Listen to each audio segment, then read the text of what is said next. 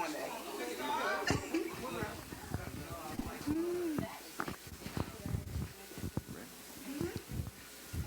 Everyone, how y'all doing out there? How's everyone out there doing on TV land and all that as well? Thank y'all so much for coming out to One Mic Only. This is a very, very special, unique open mic event that we're doing. Long story short, it was supposed to be something that we were going to do for public radio, but that day when we had it, it was really, really bad, severe weather that was going on, but we want to continue the vibe for helping people, doing something charitable. So we kind of flipped it a little bit, and the mission became for the Downtown Rescue Mission. So that was a pretty cool thing because I spoke to them, and they said that they needed toiletries. They needed help with toiletries. They're good with clothing and all that, but toiletries, obviously, this time of year was something that they need. So thank you for everyone that came in, that made a donation, so make a donation, definitely. If you're watching right now on any of these outlets, you can Cash App at Cash App Simzilla, that's SIMSZILLA. Hit me up with all of it's going to the downtown. Right, yeah, I said it real fast. But we got a great lineup, unique poets, unique expressionists. We've got storytellers, we've got some music going on, and JoJo, how you doing? I'm doing good. Marcus, you just started and didn't even tell the folks in the back of the room who is you. You just up here. They don't even know who you is. They know who you are. Who knows who he is? See? Hi. Mm-mm. So I'm going to go ahead and introduce myself so that my co-host can introduce himself so that the people watching online know that Mr. Marcus Sims is the reason that we're here today. And we want to give him his flowers because he worked hard to put all this together with his team in the background. So I'm Javon Baker. Everybody calls me JoJo. Say, hey, JoJo. Yes, ma'am. Yes, sir. We are here. You are in a safe place. We want everybody to feel comfortable. If you have not signed up for the open mic, it is not too late. We want everyone to feel like they can express themselves. You came out here. You could have done anything else tonight, but you are here.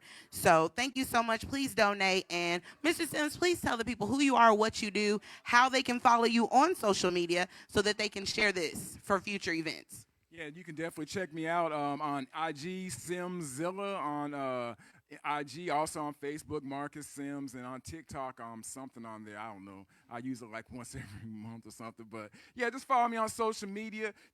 We're just setting the vibe for this Sunday late afternoon, evening vibe that we have going on right now. I'm looking forward to the artists that are going to be performing. Grandma Dear Dears has got some great food, so throughout the evening, help yourself to some of the libations and the food that we have going on. And we're going to put in the comments section where you can make a donation to help out the Downtown Rescue Mission. Let's have a great time. And we're also going to have some special announcements coming up as well midway. And we've got some gift bags, some door prizes. So that's coming up also, some door prizes as well. So we got a dope show lined up. So, JoJo, so are you? Let's be respectful of every artist that's here. Let's silence our cell phones. Make sure if you do record someone, you get their permission first. We are all artists and we are all sensitive about so let's just be very respectful to each other. It's also a moment where you can meet and network and meet different people in your community doing things like Marcus for the Downtown Rescue Mission. So are y'all ready for the first dope spoken word artist of the evening? Oh, I see. This is the energy. I don't even have to get live. Y'all already live. We live. Without further ado, we would like to introduce you to someone who's been doing this for a very long time. Someone who isn't just committed to the art. She sleeps, eats, and breathes it. She is a graduate of Alabama A&M University, and she is the one, the only Miss 10 Toes Down.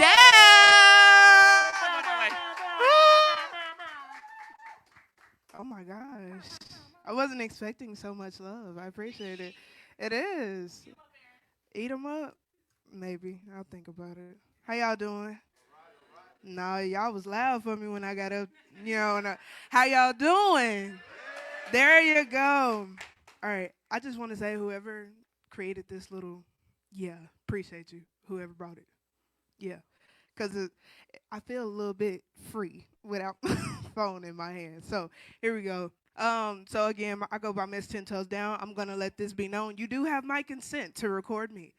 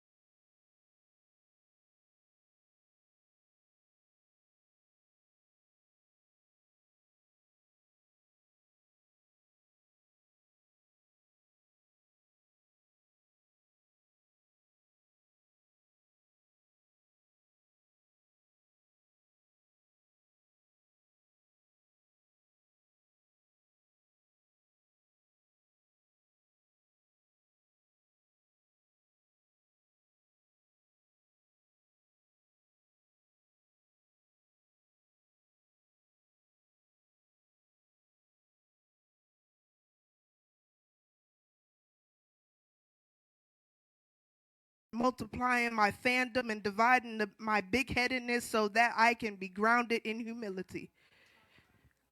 Humidity is the hot breath that never stinks. See, Crest keeps me gleaming and steaming, and the Listerine, it burns in a good way because my words sting. And yes, God gives us power to step on scorpions, but have you ever met someone who was immune to its venom? But again, my words is like a well that never runs dry. Here we go again. Thank you.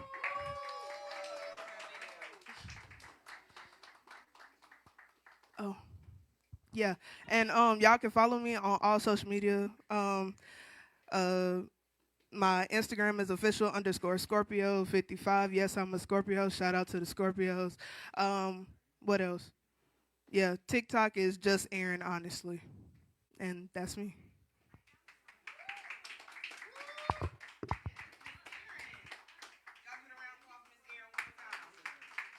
Miss Ten Toes Down. Thank you so much. We next have a special treat. I have not had the honor of hearing this person speak before, but just meeting them was already a vibe. So without further ado, with Mr. Hoka, did I say it right? Hokey. Okay, see? Thinking of a hookah. With Mr. You understand. Y'all understand. See, I'm still living in my college days. Don't worry about that. But would Mr. Hookie please... No, am I still doing it? Damn, this is bad. See, and you know what happened was, he introduced me by his government name, and this beautiful woman next to him was like, no, that's just Don. So now I got Don in my head, but yes. See? Hokey. See, I got it now. Hokey, would you please come bless the mic for us? Yes. Everybody give it a round of Mr. Hokey. Yes. See, I got it right the fourth time.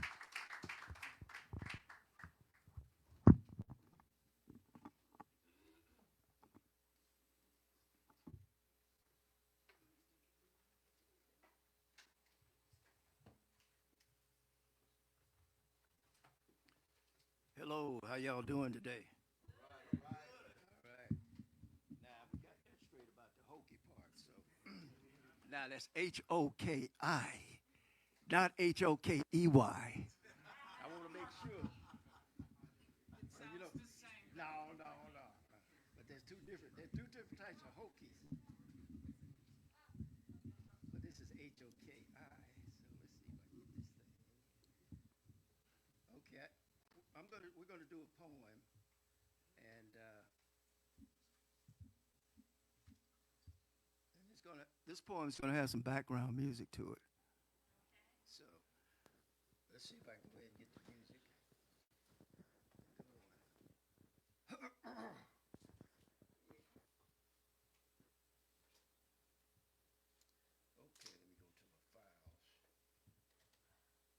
Okay, what we gonna do? Strange fruit first.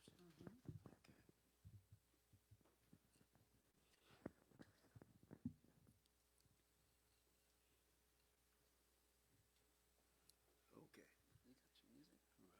Okay. Let me get my book. She can talk about me as much as she wants to. The reason why is because I asked her to do everything for her. Really. So okay, let me start off with the music.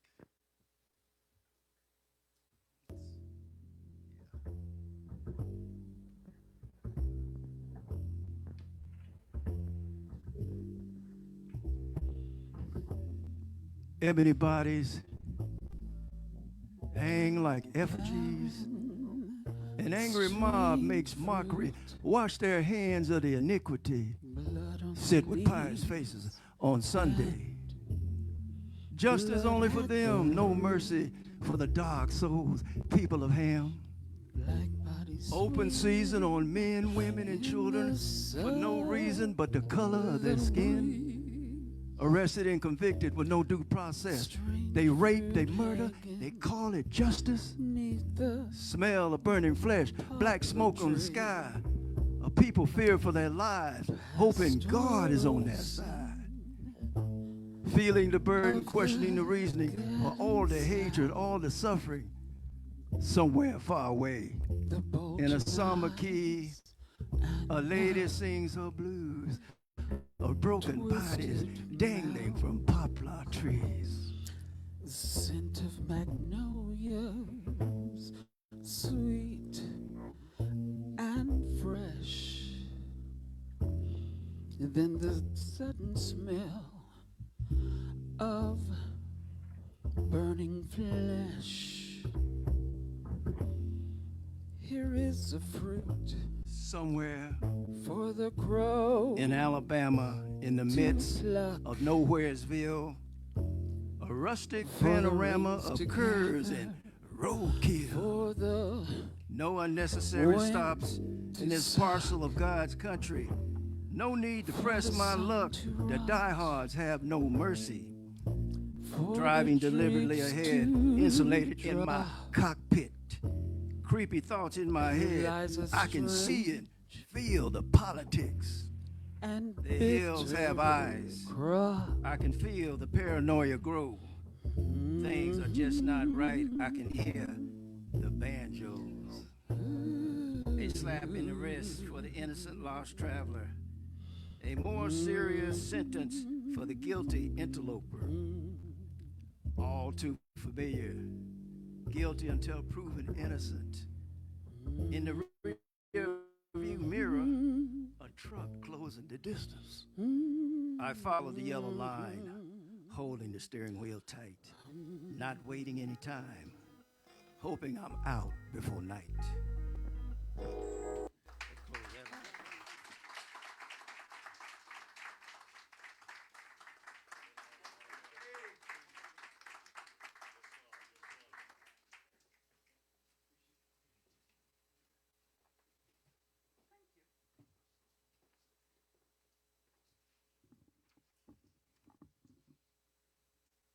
Y'all put your hands together again for my brother Hokie right there. Man. Also known as the poet with the, is it the drunken style? That's drunken master style? Or?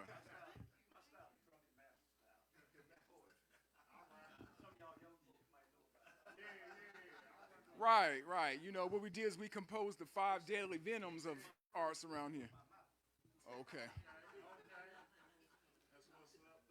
So once again, y'all, don't forget, we're streaming live on IG. We're also on Paradox East Facebook page. So if you want to send someone the link, let them know what's going on. All donations, all proceeds are going to the Downtown Rescue Mission this evening.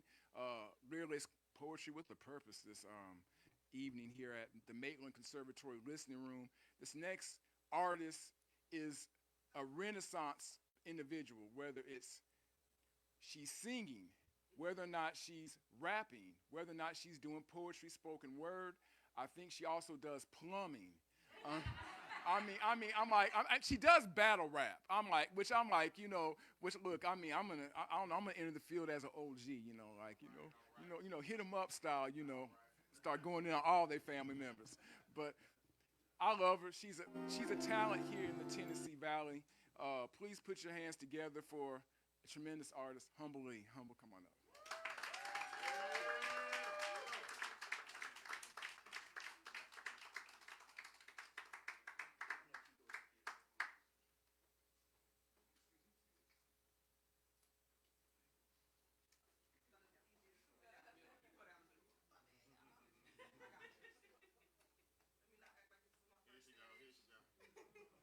I'm here. Hi. um,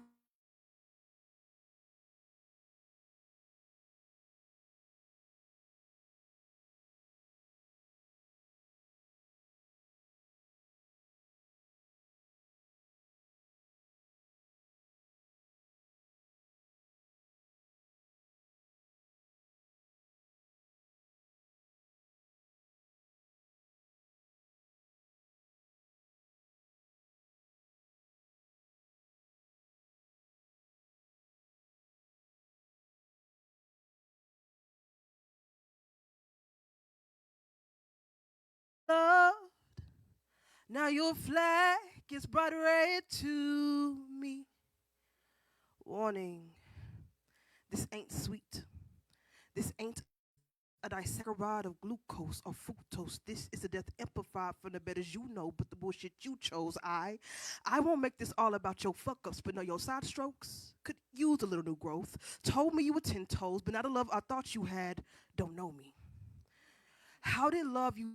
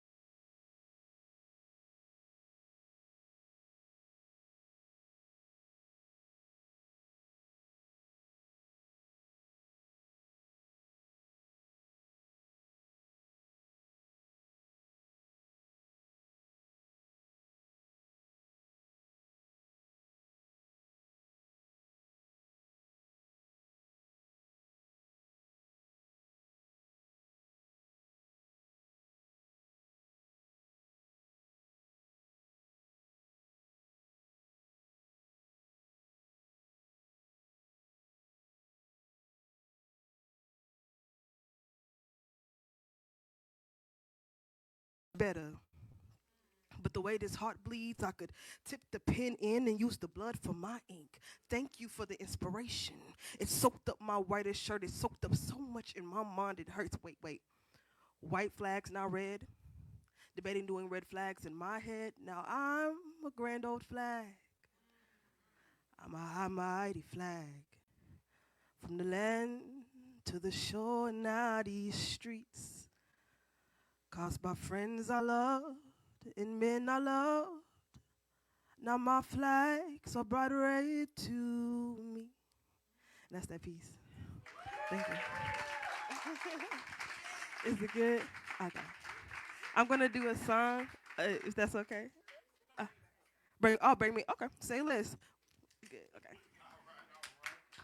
Please give Miss Humbly another round of applause. I mean, what them young people do now? Is this is it? I don't know what this. Okay. What it mean though? Clocked it. Okay. For us seasoned people over the age of, if you don't know what this means, it's the new thing.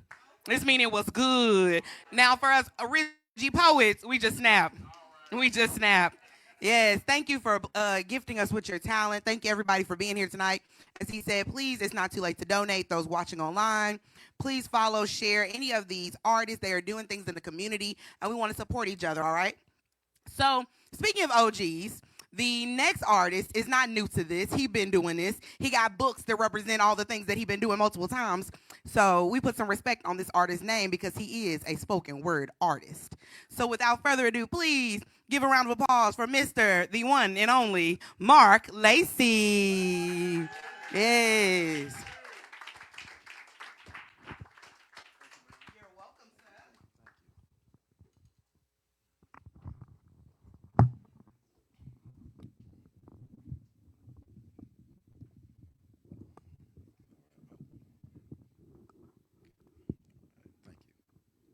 you.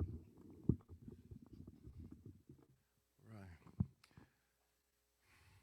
When you love someone, tell them you love them. When you love someone, tell them you love them. I'll never forget the day they told me when my brother passed out in the parking lot.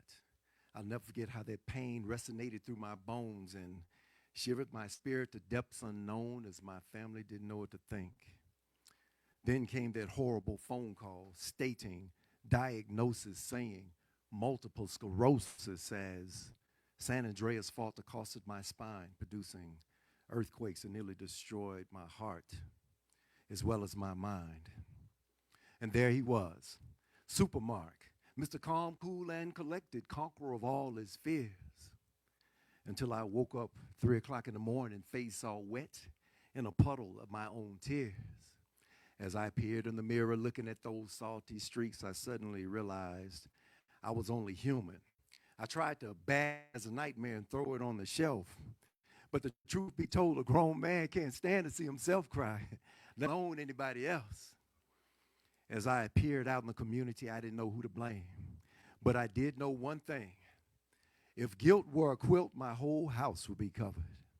Because I had to check myself with the question, have you ever told your brother you love him? You're doing all these wonderful things in the community. When the family calls, you leave them be. Friends come calling, you help out one another. But the truth be told, Mark, you're a poor excuse for a big brother. At the mere threshold of that thought, not even anesthesia could cure the hurt my spirit had endured, for my low was below the ranking of a 2-time loser. My low was so far below sea level that the ocean's floor was 20 doors above my head. Red were my eyes as my tears refused to dry. Even the ones my guilty conscience refused to cry lost touch with the duct and were soon released. I felt like that runaway slave that ran away from that mental plantation that held his spirit down and without hesitation offered him refuge in the midst of that infestation that took him under in the first place. Like Invictus, my head was bloody but unbowed until one day I vowed to make a change. And subsequently, the words of 3 little birds told me that every little thing gonna be all right. Now, without hesitation, I tell little bro how I feel about him. I tell him that I love he, his queen, his offspring. I tell him that God will constantly bring him blessings as testings occur every day in life. For never once did I see him cry because of this. Never once did I witness his spirit die because of this. Never once did I see him hang his head to give the devil to go ahead to pull him under the drown in a pit of his own sorrow. Now he's happy. We're happy. The family's happy. We're in the studio exchanging jokes with one another. I go to the store and come back and we're drinking Cokes with one another. No longer will his big brother be afraid to uncover his true feelings, for he is my little brother and I love him. And I ever hesitate to tell him to his face that I love you. And if you know someone you love, please tell them that you love them too, so that we can all move on. Thank you.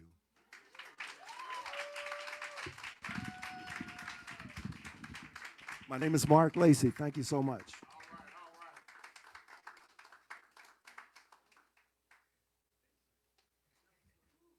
Put your hands together for Mr. Mark Lacey.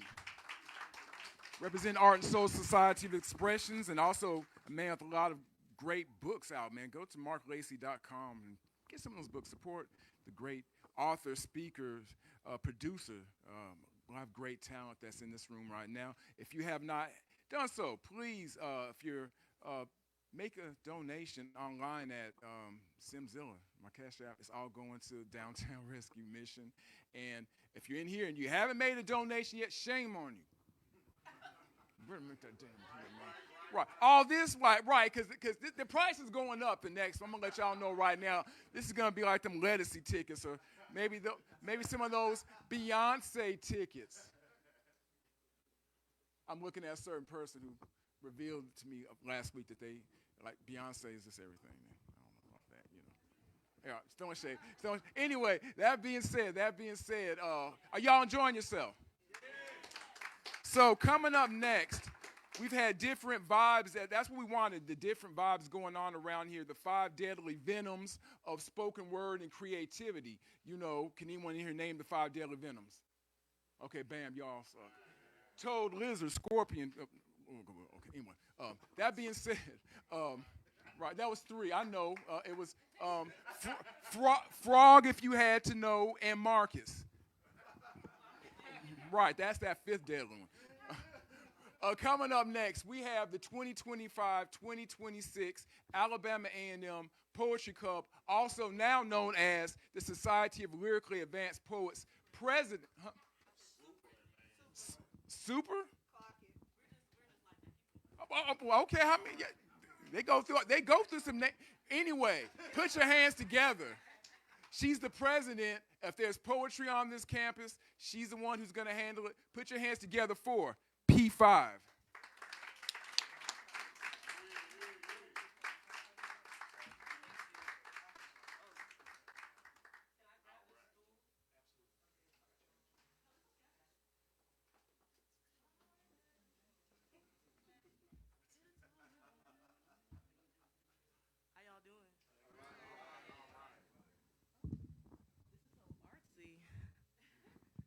Okay.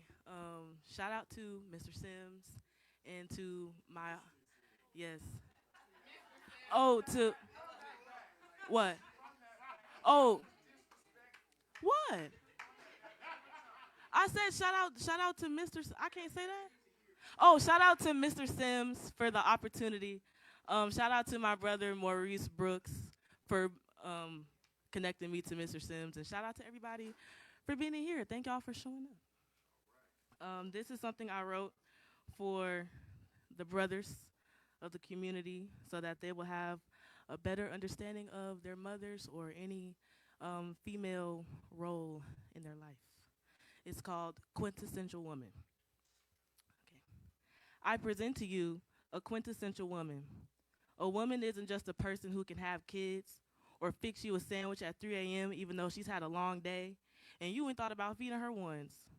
She's more than that whack ass bouquet of flowers you keep shoving in her face every time you spin back on your ex. She can carry her trauma and yours with grace while you struggle to face the things you already knew about yourself. She's her own best friend and her mortal enemy. She goes through hell in Giuseppe heels and makes it out unscathed on the other side. She's not just anybody, she's a woman. You may know her from around the way. You always ask her for something but never ask about her day. Tell her all the things she already knows, saying you're going out with the bros, but what you fail to tell her is that you're going to see some hoes. Then you come back home and her mood's all throwed. You tell her you had fun and all she did was chuck the yos like, okay, nigga. She doesn't say anything because if she does, then y'all will start fighting. And the thought of leaving becomes so enticing. But you stay at the end of the day because she's not just anybody. She's a woman. She's the default parent, a proud partaker of the PTO at your kid's school. She's the sole supporter of your kids' dreams, and she makes her youngins feel cool. She's the one you call when you're down on your luck like, Mama, I need some money. She's the one to make you laugh even when ain't nothing funny. She's a frontline defender, keeping snakes away from her cubs. She's the first person you think of when you need a hug. She's not just anybody. She's a woman. Do you know her? Do you know the hat she wears? Do you know her story? Do you even care? When was the last time you showed your woman real love and gave her a real hug? When was the last time you told her she was gorgeous, pretty, and took her for a night out on the city? Probably a long time because she looks so strong. But if you look deeper, you be so wrong. Our load is heavy, but we carry it light. Because if we ask for help, it will start a fight. Or a fire that sparks a desire to throw the towel in. But you be mad if she dropped the ball, so she just can't win. Sometimes as women, we don't need a crown and a flask. Just ask to see what's underneath the mask and see that mama, grandma, sister, auntie, and me are all just women, quintessentially. Thank you.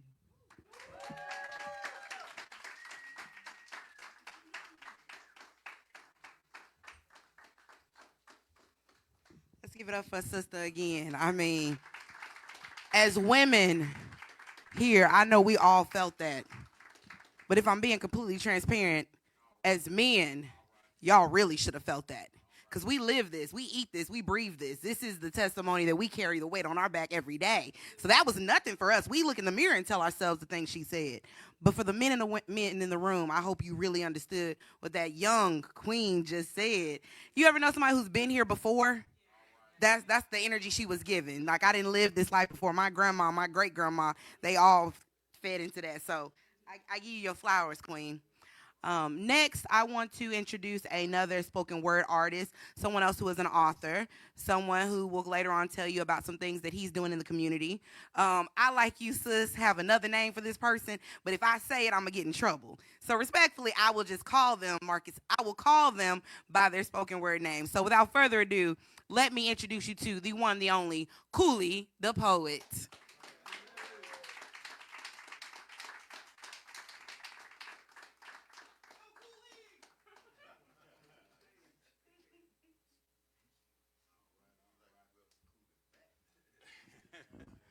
What? Y'all doing all right? Let me.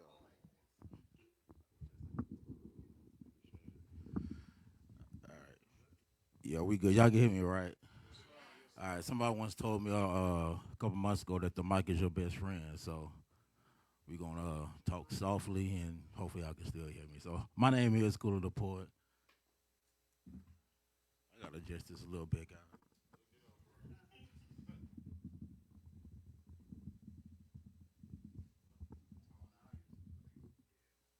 All right, it's all good. So we still gonna rock with it. All right, so my name is School of the Poet. I'm gonna do this poem called Fake Fear. And it's really more like an aggressive affirmation. So anybody that will deal with anything and you just kind of like, you know what, I'm not myself, but I know something's on me, but I just got to get it off. And sometimes you just really got to speak to yourself. So I'm not going to make this a church thing. When I was in church today and the pastor was talking about sometimes you got to encourage yourself. So this is kind of like an encouraging poem, you know what I'm saying? So it's called Fake Fear. I will not stumble. I will not fret, because the God I serve has never failed yet. I will not stumble, nor will I fret, regardless of how dark the night has become, because I know that my God is able to deliver no matter how tall the task may get. I will not stumble. I will not fret, regardless of the blows that the enemy throws. Still, I will not stumble, nor will I fret, because that fear right there is as fake as it gets. So don't give in to the thoughts of negativity, regardless of how strong that they may come on. Just know that you will not stumble, nor will you fret, because the God of gods has never failed yet. Thank you.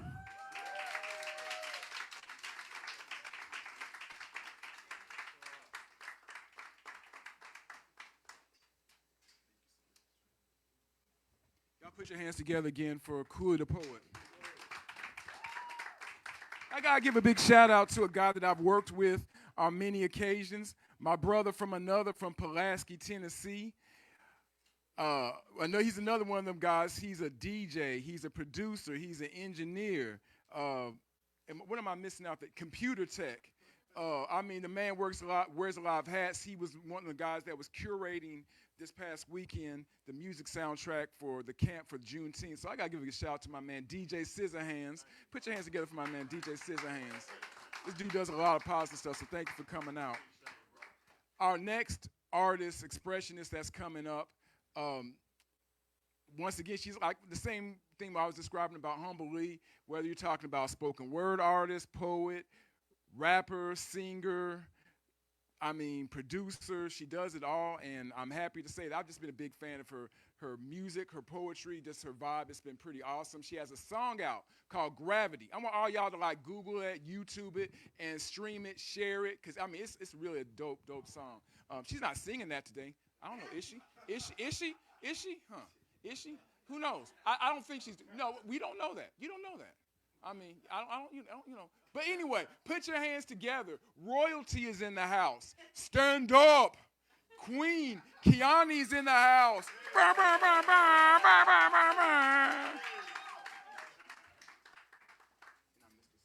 Thank you, Mr. Sims.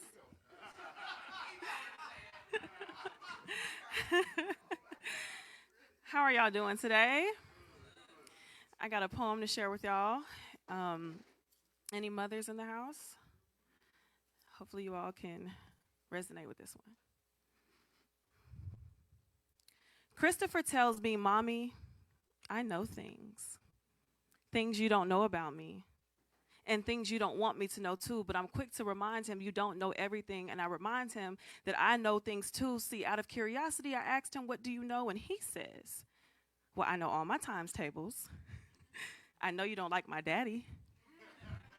I know that before you got paid, you only had $70 in your bank account. See, Mommy, I know things you don't want me to know, but I'm quick to remind him you don't know everything. I'm quick to remind him that I know things too, like I know that Zoe was your first crush, but you weren't hers. And you're right. I don't like your daddy. But I love him. You forget that I know every single time you lied to me. See, Christopher likes to lie to me about finishing his homework, but Christopher doesn't understand that as a third grader, the school-to-prison pipeline is trying to predict his purpose out of God's hand. So when he received his MAP scores, I needed to know if they saw my baby as at or below or above average, because I won't have them use his scores to create another bed at the local prison. He doesn't understand Why I get so mad when he lies to me about finishing his homework. He doesn't understand why I won't accept anything less than his best, and his best better be a B or better, because C's can get you cast into a crowd and unrecognized lest you blend in and be just another black body, and D's can get you dragged into a lineup and cast as deviant and criminal, and F's, well, those get fatal. And I cannot explain to a 10-year-old all the ways an F can get him killed, profiled, and turned into a legal slave. When Christopher tells me that he knows things, I want to tell him, you don't know shit about your black, about your boy, about all the ways the world will bend and twist your neck until it breaks. See, I know about the world, how they view your black, how they view my boy. I know that 10 years on this earth is not enough for me to trust that God loves him like I do. Because why else would God let the world continue seeing him as a threat? Because being a boy mom is worse when you're a black boy mom, and I will have the hardest time watching him go to all the parts of the world undeserving of his presence. I always tell Christopher, your little brother is watching you, studying each way you smile and laugh and bend your way out of trouble. See, he's trying to understand how to be a boy. I've watched Christopher try to understand how to be a man at the hands of me, but I tell him I don't know shit about that, but I do know how to apologize. I do know that it's okay to cry a river and let your tears find their way to the ocean for healing. I do know that when you get pulled over, you got to place both hands on the steering wheel, and don't ask me why. It's because I said so, and you're right. I don't like your damn daddy. But I loved him so much that I couldn't rid my body of you even when I tried to. See, you are the best parts of us, but you are so damn stubborn, and you get that from him, and you're a terrible liar, and you get that from me. I do know that at 10 years old, you don't know a damn thing. But at 31, neither do I. Thank you.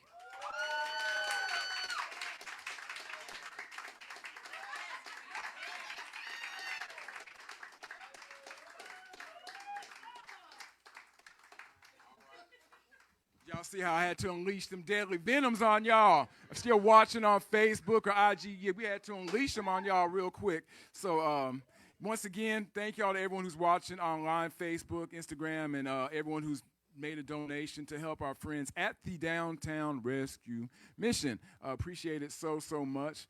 Yeah, of course, Queen Kiani, she has an EP out too. Can you yell out where we can check out your EP? While the World Sleeps, that's her EP. It's on all streaming platforms. Check it out. It's dope. I've listened to it as I mentioned before. I used to think I could fly also, but guess what? Somebody actually sat on my wings.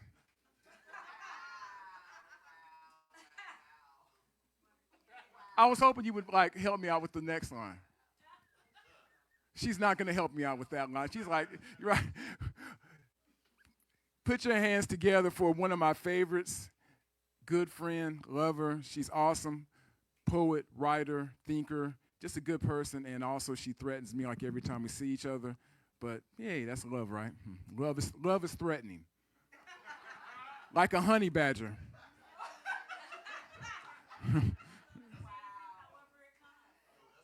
Like a honey badger, right? Put your hands together for Kimberly Remus.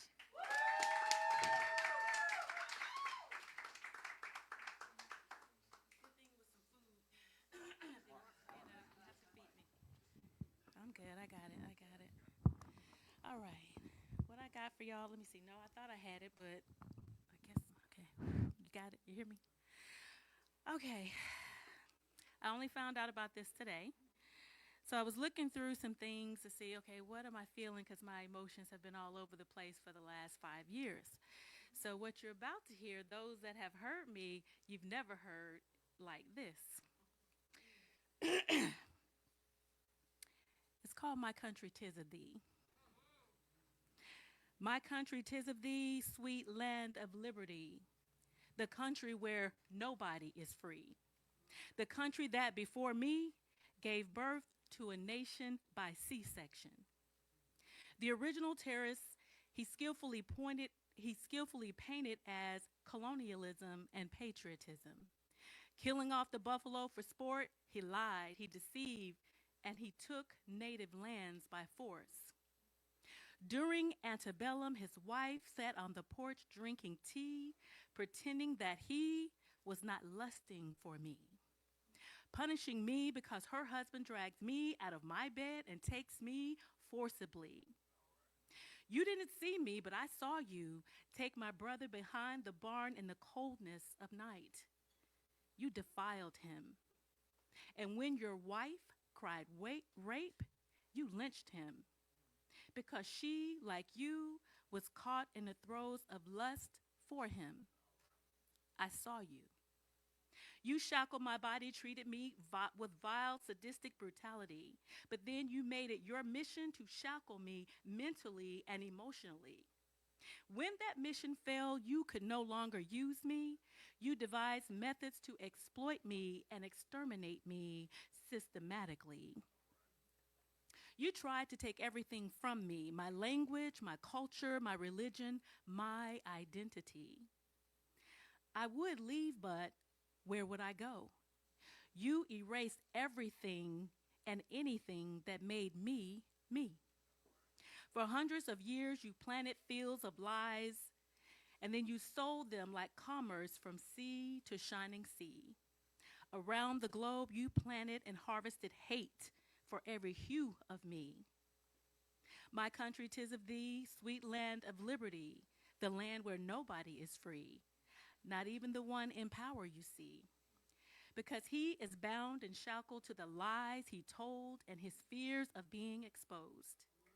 He walked around with a mask centuries before COVID, a fake smile as he pretended our freedom to defend.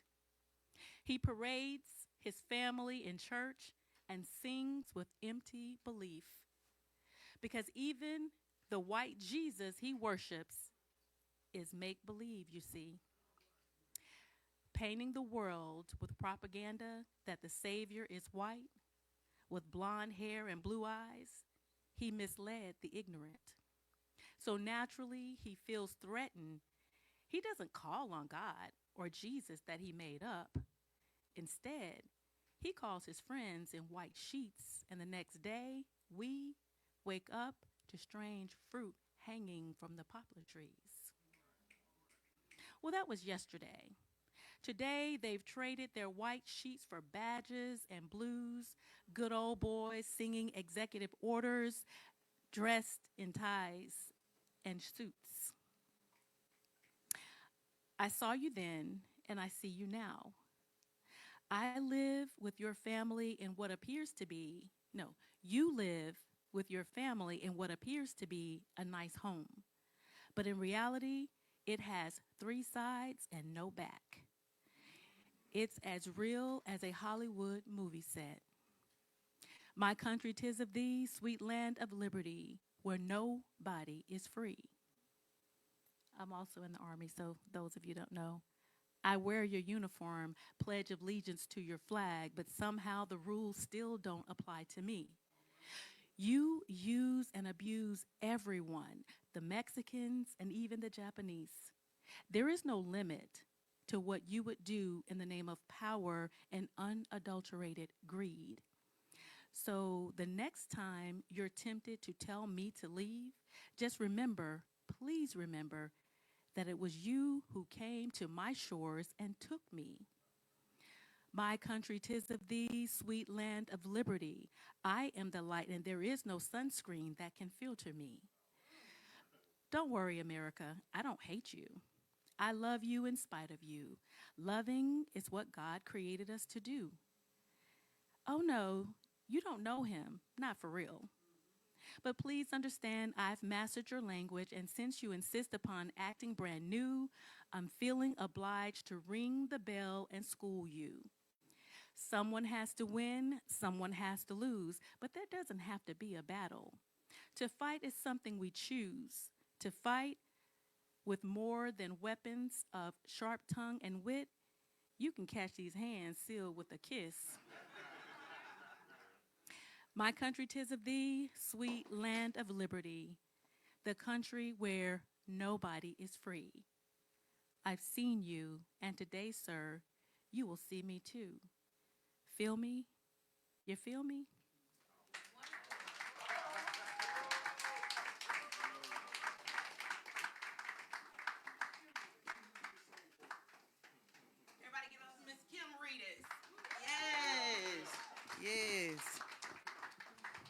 That's a nice height. This is perfect. Perfectly fun-sized mic. Thank you.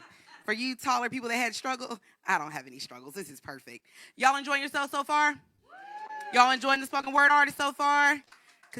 Yes. So we have one more artist before we're going to bring some people up to talk about their businesses and things going on.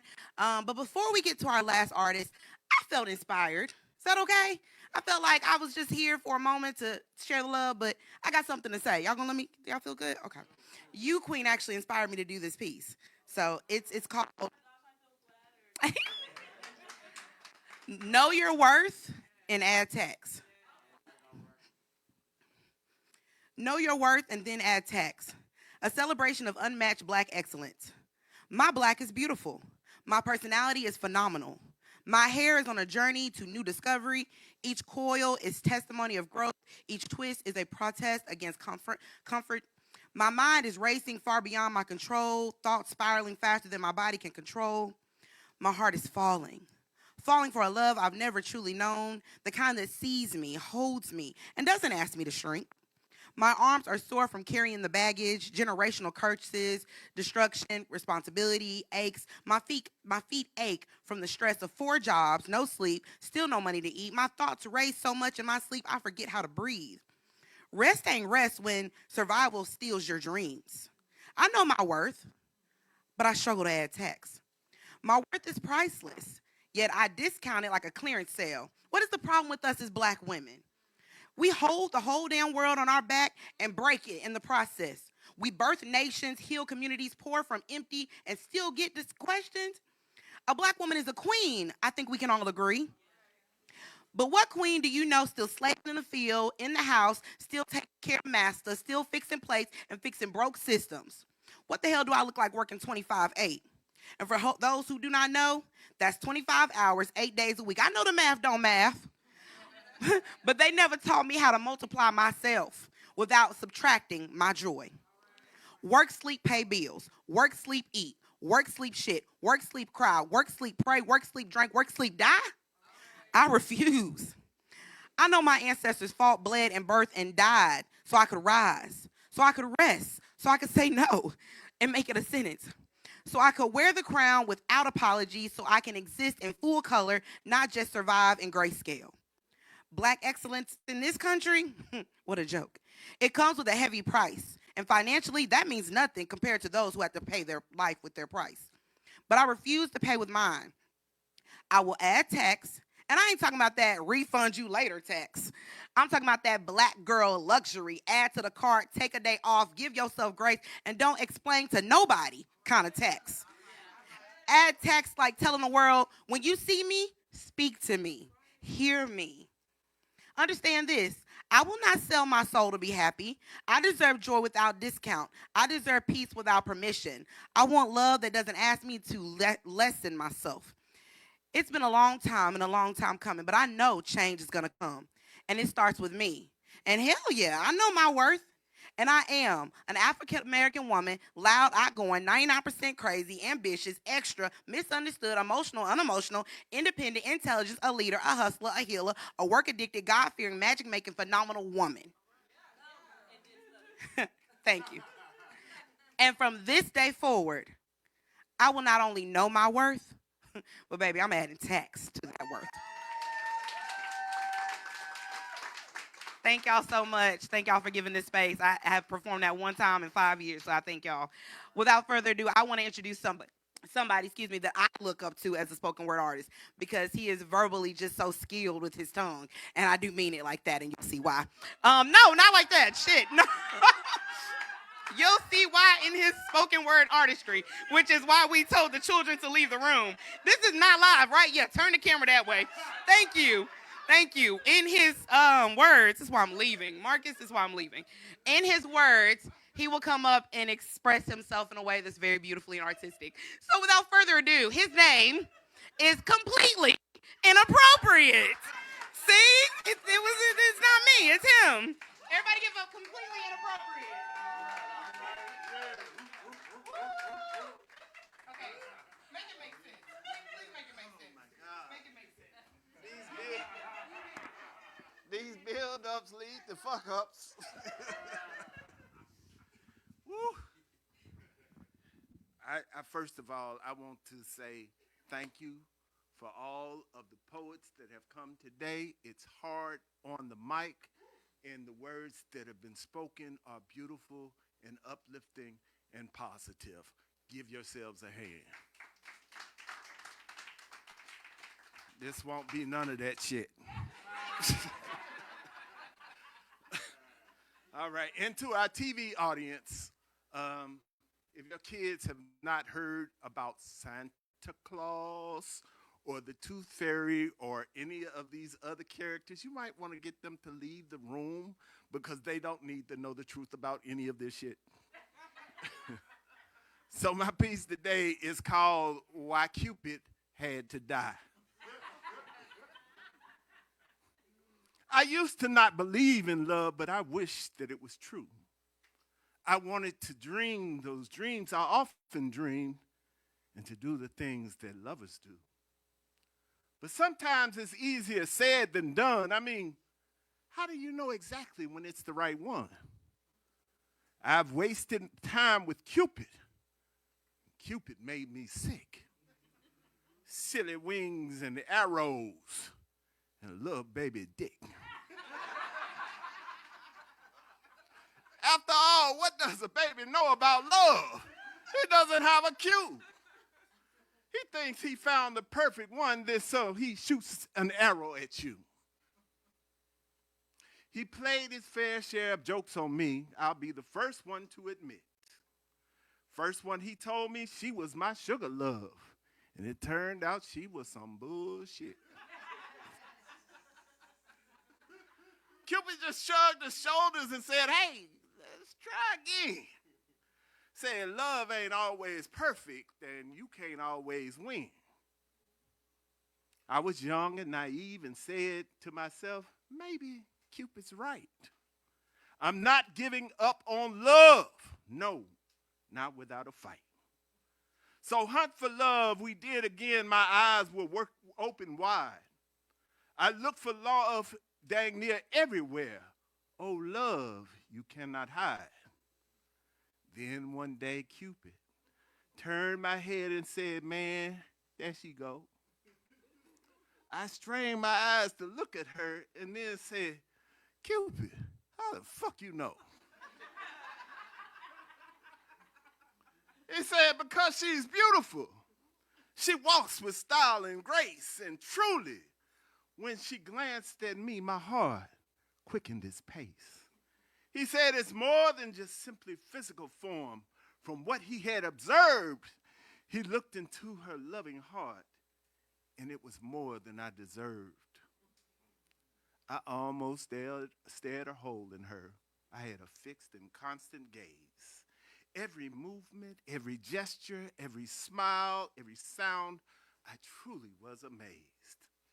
I patted Cupid on the back and asked, how did you know? My whole life I've been waiting on this love. Cupid, draw back your bow. He said, close your eyes, my young friend. You know I got you covered. When you open your eyes once again, your true love will be discovered. I closed my eyes so tightly, tears began to flow like the Tennessee River. It was all of 98 degrees outside and still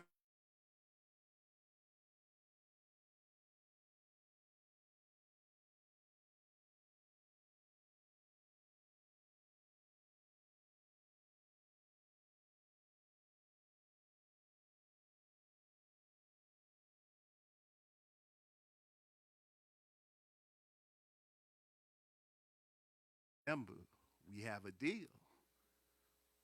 I slowly opened my eyes.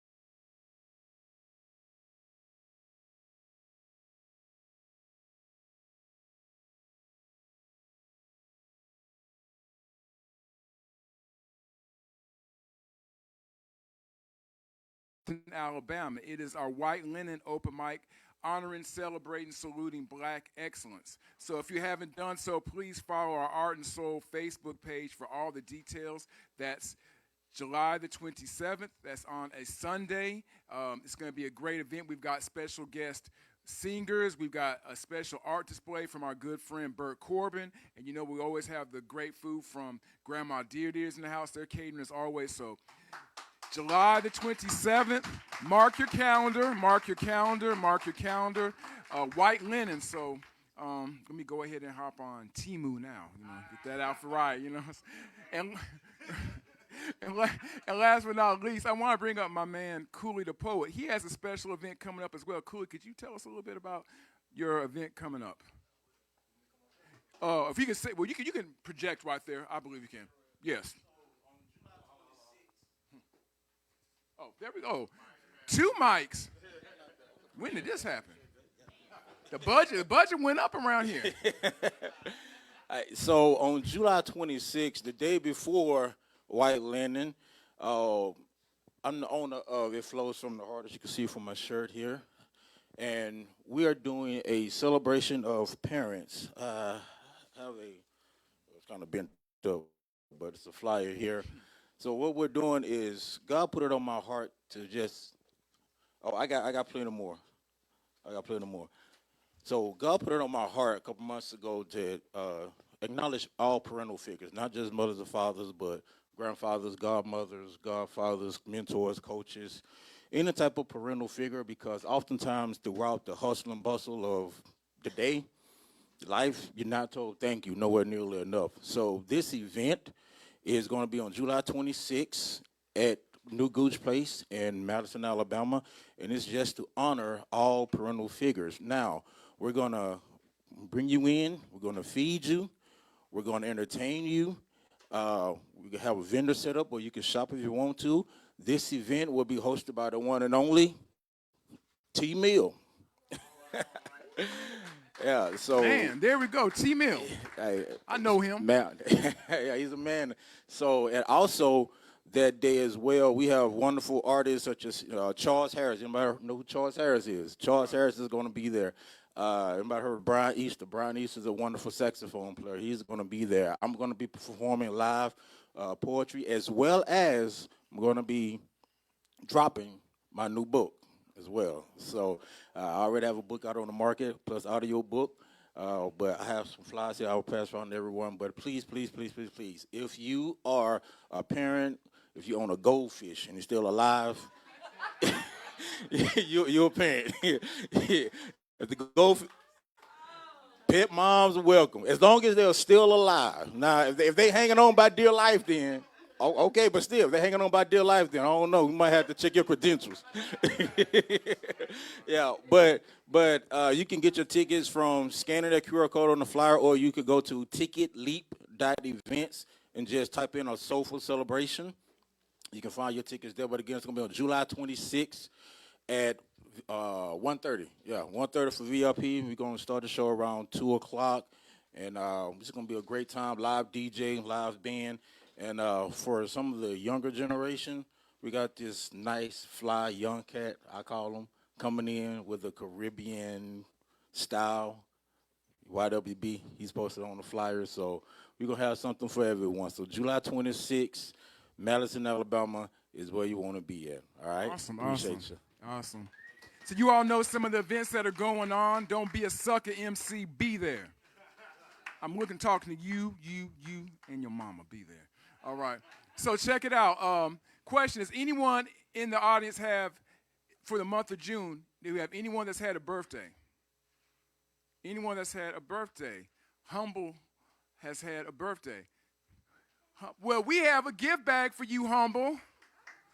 You know, you are a winner. Put your hands together. If no one is she dope, and she's a winner. Please go over to the table. Janae will sit there and hand it to you. Now, for the fellas in here, let me see here. Any July birthdays? Any Any July birthdays? Any? What month came before June? May. Any May birthdays? Hokey, you're our winner. See how easy that is? Look, we're moving. We're moving. We're moving them bags like, wait. Edit that part out. Edit that part out. Okay. So if you enjoy the poets, what we're going to do, we're going to actually at this point go in reverse order. So we'll be flipping it and going in reverse order with our great poets and expressionists. But right now, I want to bring up someone who, she's definitely an expressionist. She's a storyteller. She's a poet. She's a spoken word artist. I think she's dope. I think I actually saw her 2 years ago at the Panoply stage. And I was like, within the first 45 seconds, you know, the ears don't lie to you. I'm like, okay, we got to have her involved in something that we do. She's a master storyteller. She's dope. Please put your hands together for Whitney Washington.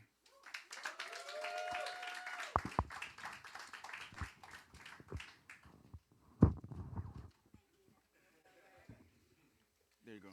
Higher? Yeah, that's higher, lower. yeah, thank you. Got you. Thank you so much. Thank y'all, and thank you, Marcus, so much for having me. Like you said, I'm not really a poet. I'm a writer and a storyteller, so this is a bit of a different vibe. Also, I have been having just one hell of a week, and this has been so nourishing to me. So thank everyone that's been a part of this tonight. And so we talked, and he told me about his life, which wasn't very interesting, and I started to sleep some and woke up right outside the town of Gothenburg, where he let me off.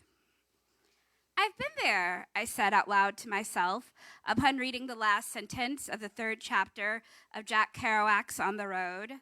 Just one summer before, 20 years after I'd read it for the first time, I accidentally traveled a bit of Sal Paradise's route out west. Instead of hitchhiking from New York City to Denver, I drove a rental car from Huntsville, Alabama to Portland, Oregon. I could never travel as Sal Paradise and Dean Moriarty do for many reasons. They are good-looking, able-bodied white men, and while that physical form will always have its privileges, they were never more pronounced than they were immediately after World War II. But I am a woman in my 30s, and I am black and fat, and America has never welcomed people like me, even when we create the best this country has to offer. According to the census, none of Gothenburg's 3,471 residents in 2020 was black. I am used to the peculiarities of the Deep South's racism, and I have adapted accordingly, but I am wholly unfamiliar with whatever breed of racism rural Nebraska might have. I've never sought danger much in my life. I usually try to avoid it. My only serious dating deal breakers are that he can't ride a motorcycle or do hard drugs. But the one way I'm willing to push boundaries is my adoration of dive bars. The dirtier and more rural, the better. From the karaoke dives of Nashville to the backroad honky-tonks of Shelby County, Alabama, I'm at home in a smoky bar where my shoes stick to the floor. I attempted to find a dive bar in Gothenburg, a strange city with strange people, but fate had other plans. I went to a bar I scouted on Yelp, but I left once I learned the kitchen had already closed. The western summer sky belied how late it actually was. I ended up eating at a local burger chain called Runza. And despite who I may have been at 25 or who I wanted to be at 15, I could not rally myself to make it back to the bar. No wild night in Nebraska for me. I took my Lactaid and enjoyed my cheeseburger. When I first read On the Road at the tender age of 15, I didn't appreciate just how hot Jack Kerouac was. I had the Penguin Classics version with the black and yellow title on top of old photographs of Kerouac and his fellow beatniks. Of course, I was mesmerized by the text itself and the lore of the beats. I'd scour live journal fan pages where I read about the legends and scandals of Neil Cassidy and William S. Burroughs, and I discovered the poetry of Diane DePrima. I thought Kerouac was fascinating, traveling and documenting his and his friends' madcap antics.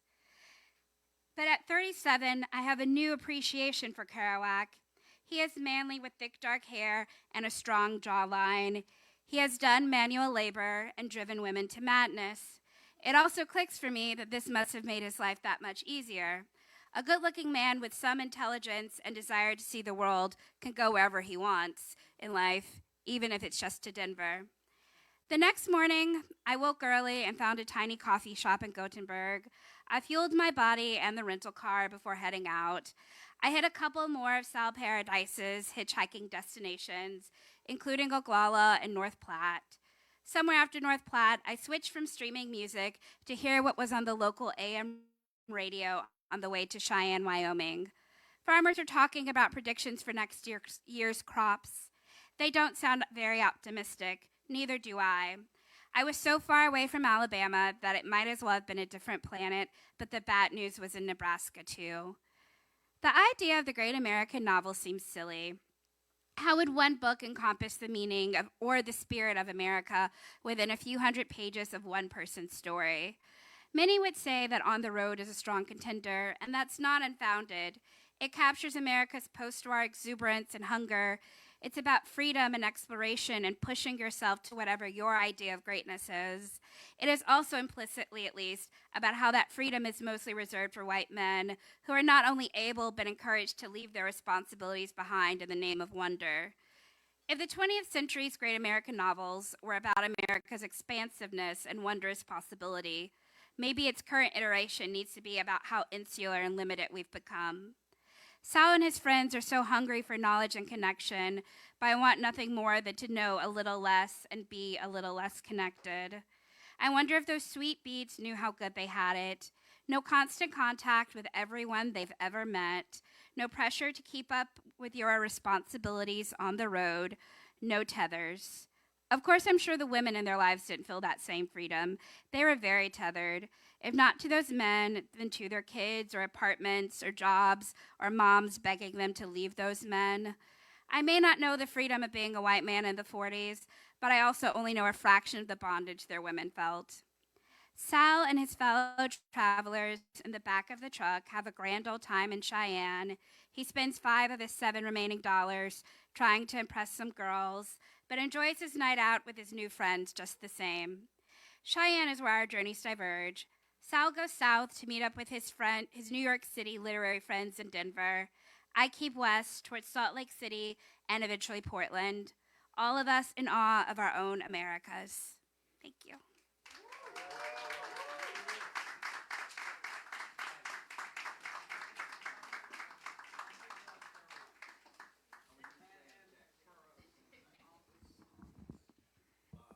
The fact that she mentioned Jack Kerouac is just everything to me right there. I mean, you don't see black folks doing that often, but that's awesome that she did that. We're going to go in reverse order right now, so bringing us really some inspirational, uplifting thoughts and observations. My good friend, completely inappropriate.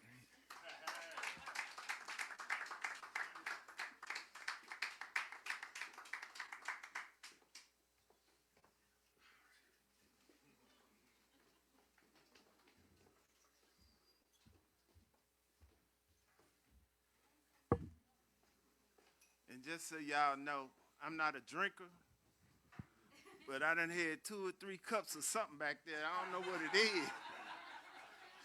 And I'm not responsible for the words that come out of my mouth.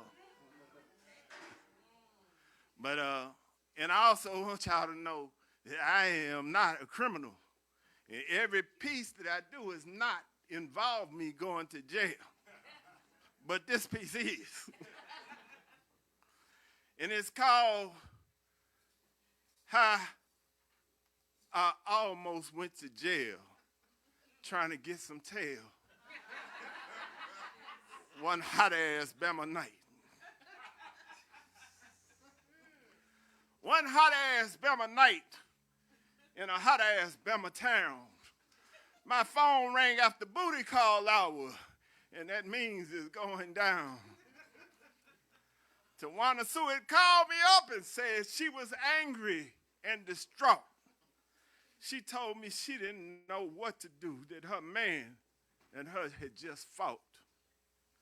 She found out her cousin Jill had been fucking her man Jack.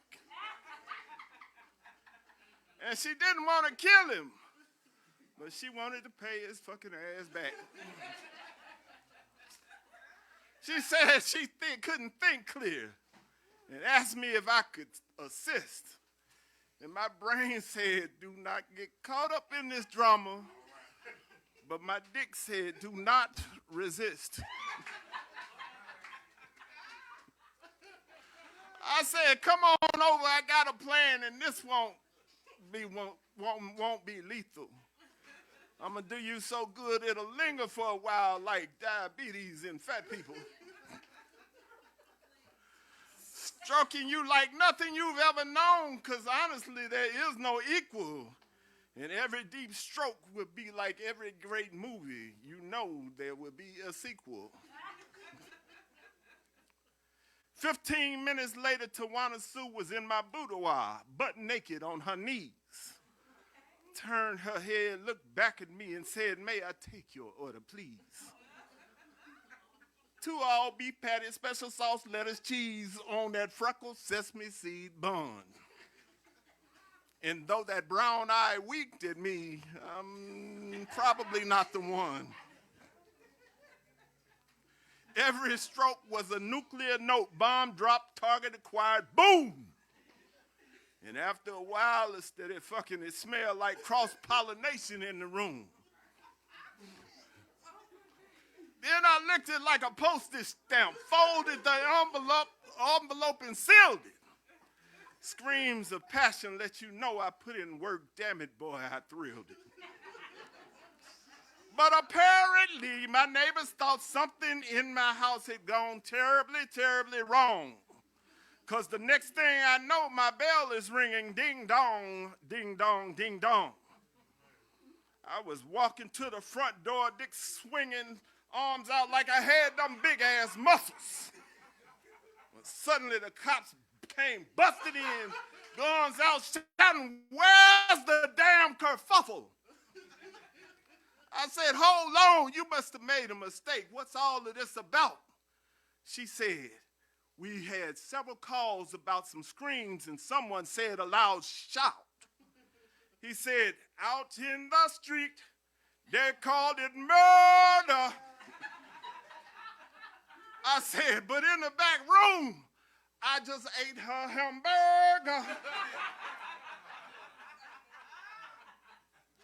He looked in the room and came back and said, I'm arresting you for this crime. I said, hold on, Mr. Officer, please don't take me straight to jail. I was doing it for the vine. Just then, Tawana Sue came out the room, and she looked like she was in shock.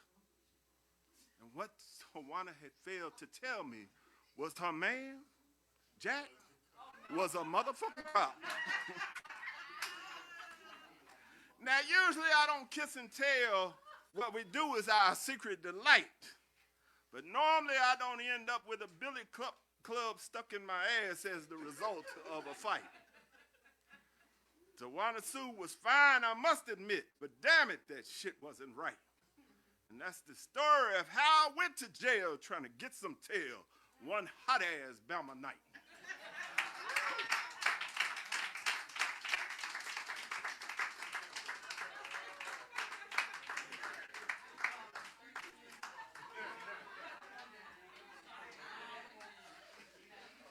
So put your hands together again for completely inappropriate. I just went to Completely Inappropriate's website, and he will be performing at the Silver Dollar Club, Fat Cats, the Pink Pony 1 and 2, and G's Country Kitchen. So yeah, you can catch him at all of these venues. He's going to do a great job. Art and Soul, a few months ago, had the opportunity to perform at Brown's Books and More in Decatur, Alabama. And I'd be remiss if one of our guests that's here right now, we had the opportunity to get a few dollars for the Ending Period Poverty organization, which, 30 seconds. But we were happy to do that, so thank you for coming out. So tell us a little bit about your organization. Yes, thank you. we were incepted in February as really a response to a community need. Period poverty is a real phenomenon that not only touches just young people, but women at large. And so it's a global issue, but I want to say thank you to Art and Soul because they did contribute to us. And what we do, we provide free menstrual products to young adolescents right now, high schoolers, really anybody. If someone calls, we're going to respond. And we give them a monthly supply of menstrual products. So we're in the implementation phase. I can see this growing for years. Awesome. So they can follow you online, right, and all that, right, for your Facebook page. I have contact information. Okay, so we'll just follow the Art and Soul Facebook page and my Facebook and everyone. We'll let you know more information, but you guys do a great thing. Thank you so much. Thank you. So I wanted to put on my British accent, but once again, we have royalty coming to the mic, to blaze the mic once again. Put your hands together. She has her EP out right now. She has books out right now. I just enjoy everything she drops. She performed at our Box of Chocolates event for this year about 3 or 4 months ago. So put your hands together for Queen Kiani.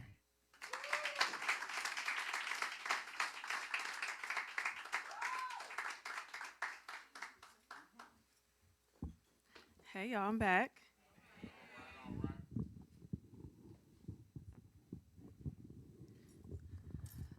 So I wanted to try something different today. I wrote a new poem, and I wanted to share that. So my poems are ever evolving in general, but the new ones are especially different every time you hear them. So this is probably the first and last time you hear this particular version of this poem. I really, really love projects. I love all the intricate details that come together to make a final product. If you let the control freak in me loose, I will be the writer, creative director, stylist, artist, all the things, and get that shit done because I love projects. See, I have a bad habit of finding the worst in anything, but a good habit of knowing exactly how to fix it. I can see a problem before it manifests, and I have a slew of solutions before anyone notices anything is broken in my life. I have a track record of taking on projects. When I was in grade school, I was the most sought-after partner for group projects because it was the only time a band geek music nerd was ever chosen because they knew that I was going to get that shit done. See, I would try and motivate everyone to create the best work in all the class and ask who wanted to do what, and see, nobody raised their hand, let alone an eyebrow, and end up doing all the shit alone anyhow, and I never snitched because secretly, I wanted to be in control of every detail because I knew my ideas would be a yellow brick road to RA. I'd be Dorothy, Wizard, Tin Man. I'd play all the roles, and we would always get the A. I always overworked myself, carrying the weight of building it all, but that was grade school. And around the time I turned 18, it was no longer cool to do all the building and heavy lifting by my lonesome. My worst project was trying to turn a nigga into a man. See, I tried to build him with my bare hands, made my pussy a pillow for his pain, and well, some call it seeing potential, but I call it fixing something and making it mine. That nigga was mine. So the first time he came to me broken, I used the tips of my fingers to sew new eyes so he could see the world like I do when he was post-op. He used them same eyes to fuck some young girl he met waiting at the bus stop. Because of course he didn't have no car, and of course I let him use mine, because after all, how could he get to filling out a job application if he didn't have a car or my phone or my intellect to craft his resume to do it? I love me a good project. The second time he came to me broken, I offered my body, built a bridge between his heart and my pussy. I gave him a whole womb to build a world inside of, and boy, did he wreck the place. But painted it so pretty. Passion that produced a seed for the both of us to nurture, but that's another story for another day. Just know I worked on that nigga until resources were dry and long and gone, but my best project I've ever worked on was myself. See, I've worked on her since learning introspection as a vocabulary word in elementary school.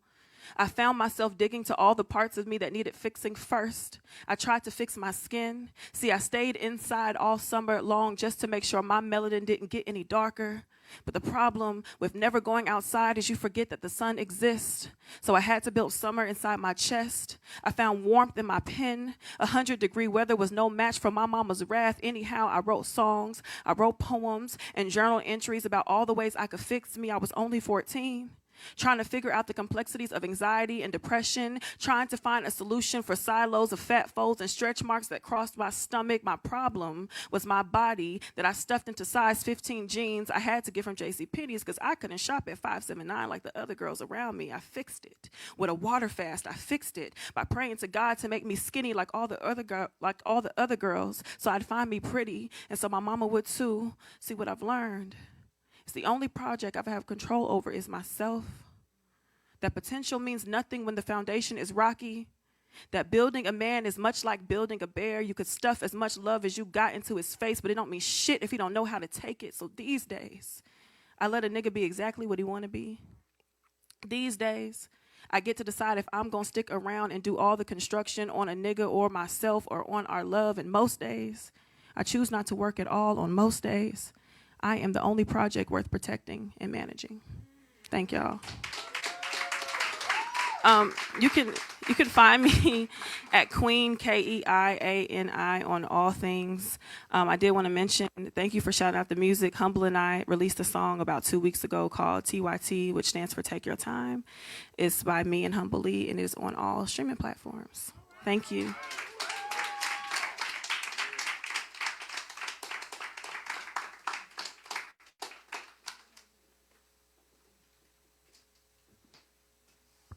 Put your hands together again for Queen Keiani. She also does the literary link-ups, which I think are so dope. Writing prompts when I was in Alabama A&M undergrad poetry club. That was like the writing prompts are everything right there. You think of all type of stuff, and I went to the last one. It was awesome. Can't wait to the next one. It was awesome. You did a great job. Grandma Dears, shout out. Y'all enjoy the food? Y'all enjoy the food? I mean, those honey-coated chitlins were something, weren't they? Yeah. I mean, I was like, whoa. But coming up next, as we're going in reverse order, we're going to bring up the 2025-2026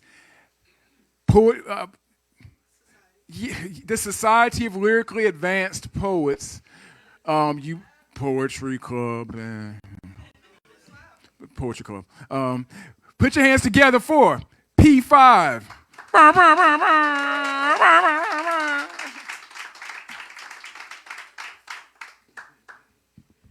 Mirror on the wall. Here we are again. Hey, y'all.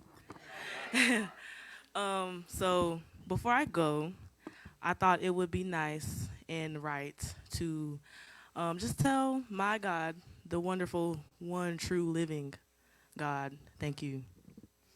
So this poem is called Reverence.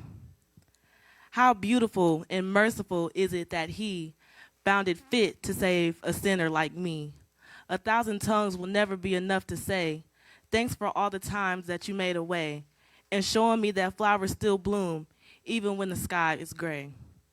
For it is not the world with the power to transform situations seamlessly and supernaturally. It is the work of the Father, the Son, and the Spirit that is holy. Thank you, God, for being my peace of mind, for being a voice that says, cast thy worries behind. I can never find anyone greater than thee. It's truly amazing how you never cease to love me. Even though I turn my back because I don't understand your plan, I try to go my own way and you still take my hand. I'll never know why you found me fit to save, but while I'm on earth, I'll do the work to see your face.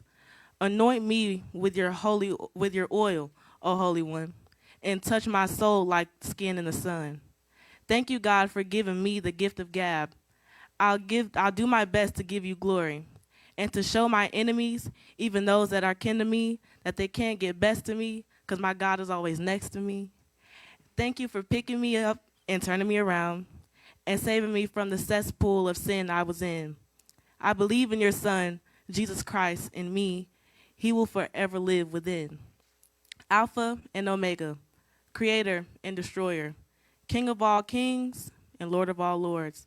I take this time on this stage to say thank you.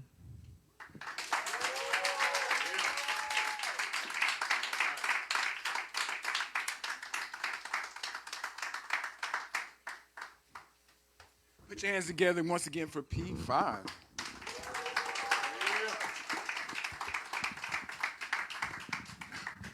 There we go. There we go. Man, he does everything around here. Once again, if you're watching on any of the outlets, be sure to show your support for the Downtown Rescue Mission. They're looking for toiletries right now. Actually, I spoke to the guy over like about 3 or 4 weeks ago, and that was one of the things that they said, that they're running low on actual hygiene products, toiletries. So please show your support to our friends at the Downtown Rescue Mission.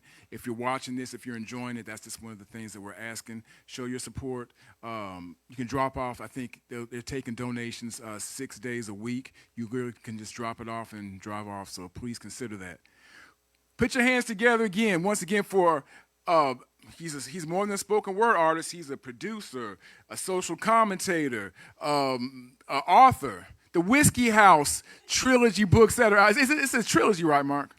I mean, he just dropped a ton of literary explosion, like Skittles of artistic explosion. If you follow Mark Lacey, you know it just comes out. Put your hands together for spoken word artist, poet, writer, producer, Mark Lacey.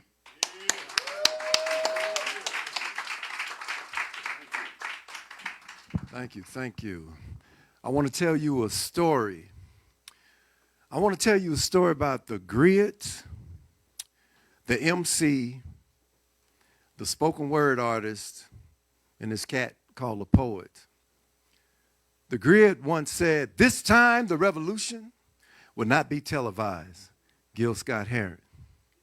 The MC once said, "When I'm writing, it'll make you choke. You can't provoke, you can't cope. You should have broke, 'cause I ain't no joke." Rakim, the spoken word artist, said, "In case there's a point in this piece you may have missed, I'm trying to be a spoken word artist up in this bitch." Mark Lacey. So this is for everybody out there who's aspired to be a poet, regardless whether it's one day or for your entire life. I'm trying to be a poet. But sometimes the words within the lines don't necessarily create this thing we call literary art. I'm trying to be a poet. I'm trying to be a poet, and there are times, as much as I try to make the ink connect with the paper, only to have the great poetry caper come take it away. I'm trying to be a poet. I'm trying to be a poet, and I want my words to make a difference and form action like 2 digits in mathematics when performing subtraction. Why? I want to be the Pied Piper pimp to lead all the prostitutes who are destitute to the light. I'm trying to be a poet. I'm trying to be a poet, and I want my words heard from Maine to Arizona so I can skip down that poetic brick road and let the poetry whiz give me my diploma. So bona fide will be my ride as I frolic down the literary turnpike. I'm trying to be a poet. I'm trying to be a poet, and when I recite, I want to encompass the eyes before ease, except after the seas, and convince the onomatopoeias to swim in the sea of metaphor and simile. I want to mesh the supercalifragilistic and the XP, ala-endocious, and lyrical matrimony, making them sound verbally atrocious. I'm trying to be a poet, and I want you to notice that whenever I spit, I'm only trying to protect thee like a lyric in a sentence surrounded by parentheses. I'm trying to be a poet like liquid nitro that'll freeze. Oh, God, make me a poet. Please, oh, please, oh, please. Like the English instructor, I just want to strangle those participles that just dangle at the end of sentences, keeping the students from becoming masters and they end up being apprentices. I'm trying to be a poet, but y'all are not listening. I'm trying to be a poet. I'm trying to be a poet, but whenever I speak, I'm not trying to preach and but if that's the only way to reach and so be it. The doors like pores of this literary church stand open and I want you to walk down the aisle and place your lyrics on the altar, and maybe we can make a difference in the community. And I wonder how the city of Huntsville would be if we put religion down and picked up spirituality. And maybe we can find some people faking consciousness. And you know, on Saturday, dance all freaky. On Sunday, wear the dashiki to a program just because it's Black History. And In the daytime, you sip on that noni juice, but at night you get drunk off that Hennessy and die. I'm trying to be a poet. I'm trying to be a poet. I'm trying to be a poet. The lady said, Mark, you're harsh in the words and you speak. I said, ma'am, that's the plan. See, the poetry inside me just don't give a damn. When the seed is planted, enchanted are the words as they surge out of my mouth into this mesh of the microphone, curing it of knowledge starvation. And the vibes emit across the room like radiation, touching every spirit in this Babylon nation. And maybe, just maybe, we can get together and form a union and tackle this thing called spiritual authentic communion. But in case you didn't know it, I'm trying to be a poet. I'm trying to be a poet. I am trying to be a poet. Thank you.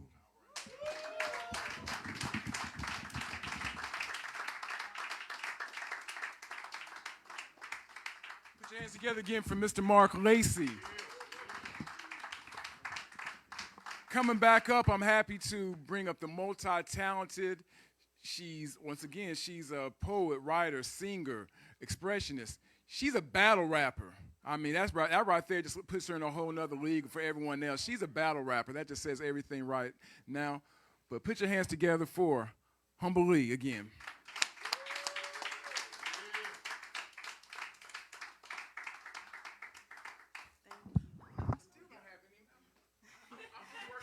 You're all good. Thank you.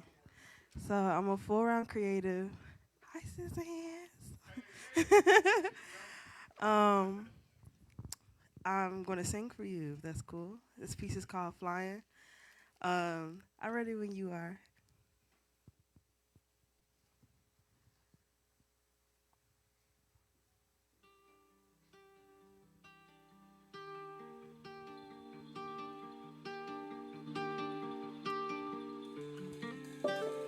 Flying deep into the ocean, where I feel emotions come out to play.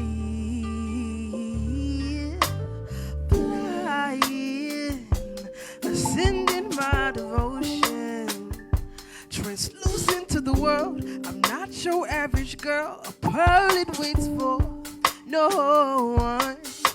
I'm flying, flying, flying, I fall. I'm flying, flying, flying, I've grown. I'm flying like I'm a fly man. I fly, swarm, and now my wings morph to fins. Will I ever fly again? Fly, fly, fly, fly, fly, fly,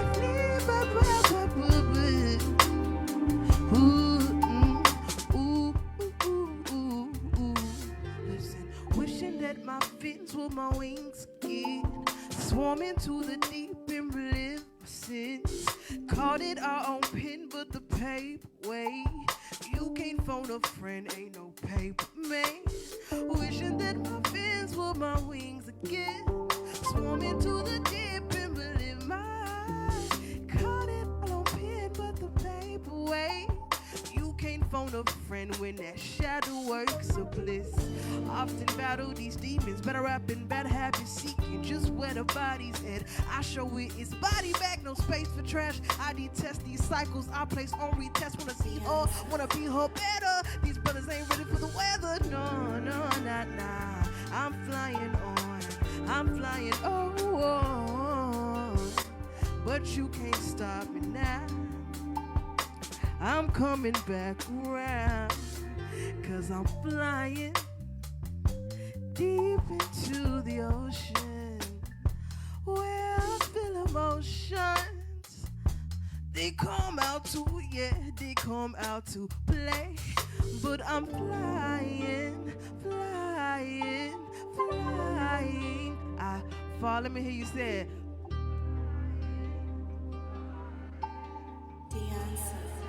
I've crawled. Y'all sound lovely. I'm flying like I'm a fly man. I fly, swarm, and now my wings morph. Now my wings morph to fins. Will I ever fly again? Will I fly again? Will I ever fly, or will I ever fly again? Thank y'all.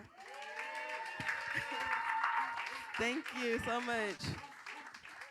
My name is Humbly. I'm a singer, I'm a songwriter, I'm a live performer. You like what you hear, come see me. That's how I'm supported. And not only that, on all social platforms, I am humble.lee, just double the E's. And my sister is Queen Kiani. She's so phenomenal. And 10 Toes, you in the building. You know you're phenomenal. Oh, my gosh. I'm just grateful to be here. But me and Queen Kiani have a song called TYT together that we put together, and it's so beautiful. And I would love for y'all to check it out when y'all got some time, okay?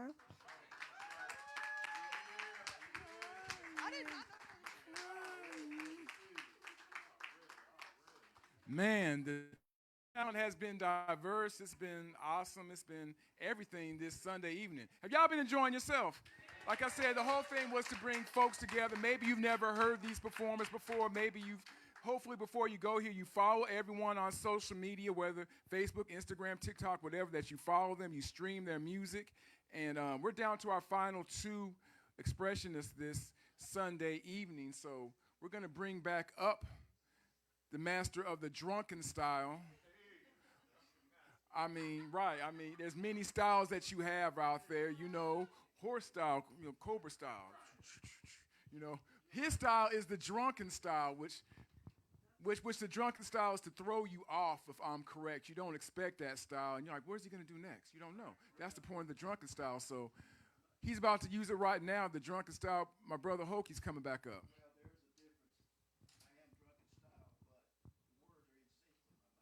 Oh. All right. Unless you want to see drunken style, I can give it. Well, we get. Yeah. But anyway.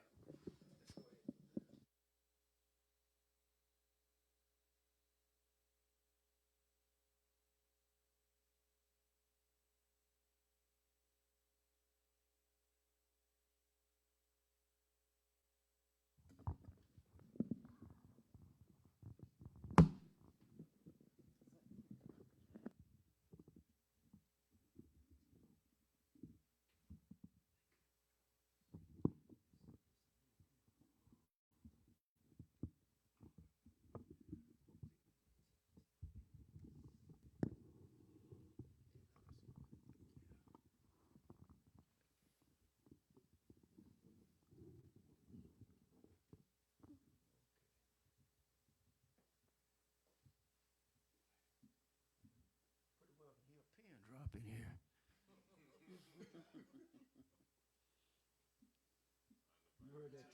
You heard that term, rat piss on cotton? So quiet, a rat can piss on cotton. That dude over there, I don't know.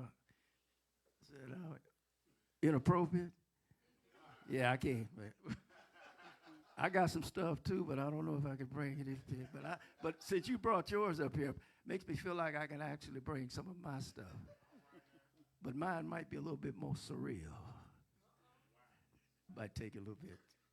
But anyway, let's see if I can get this.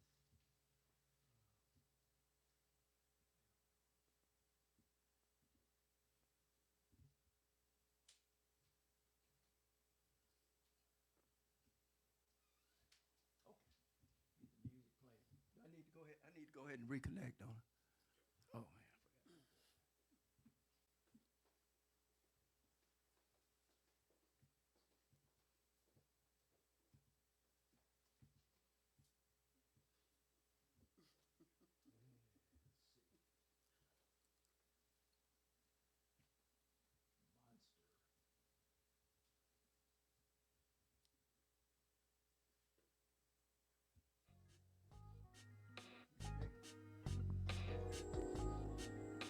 Connected.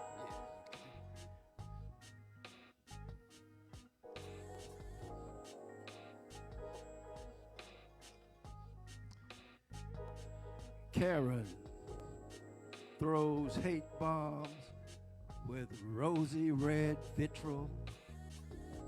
Her words cutting like shrapnel, jagged, voluminous. It's 8 o'clock, the usual spot fertile ground, a petulant scowl, hateful, explodes in the midst of ebony. Objects of contempt respond in kind, tit for tat, the big shutdown at Golden Corral. The world is topsy-turvy. The lab rats are turning on each other. Utopia was never meant for a shrinking world. No one wants to sacrifice. Too much proximity breeds hostility. It is the land of malicious opportunity. Prejudice comes out to play, finds a reciprocity it seeks. Showtime. Slurs keep pounding, shockwaves to the brain. La-di-da-di-dee, la-di-da-di-da. Slurs keep pounding shockwaves to the brain. La-di-da-di-dee, la-di-da-di-da. Everybody's got questions. Everybody's got answers, but no real solution to the real problem. Choosing the wrong way to do the right thing, disturbing the peace in order to make peace. The haters burning crosses, threatening violence. The willfully ignorant dumbing down America in order to save it. Now what sense does that make? Stupidity all around. 2 + 2 = 5. Right is wrong, wrong is right, black is white, day is night. The earth is flat, the sky is an ocean. 6,000 years, if you believe the abbreviated versions. False prophets spreading nonsense. They lie, deceive, they have no conscience. Wolf in sheep face leading to the precipice. Lemmings to fall to their own devices.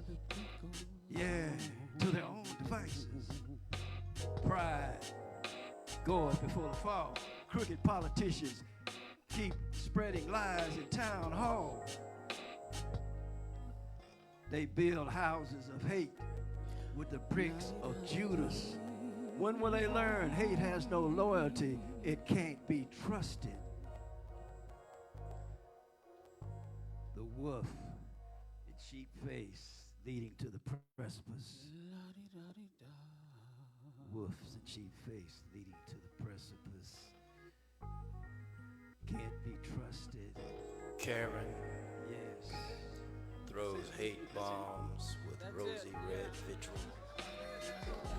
Her words cutting like shrapnel, jagged, luminous.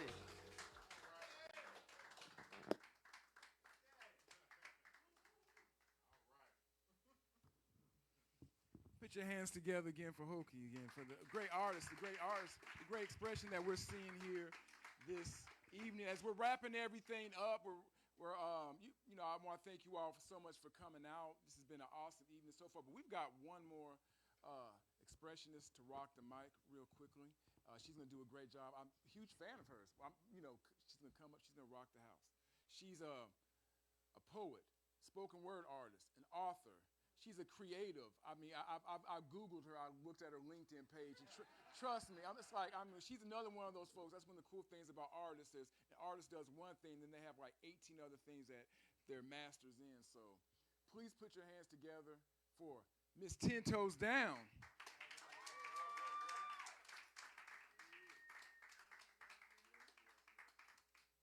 Yes, I am a Jill of all trades, if you will.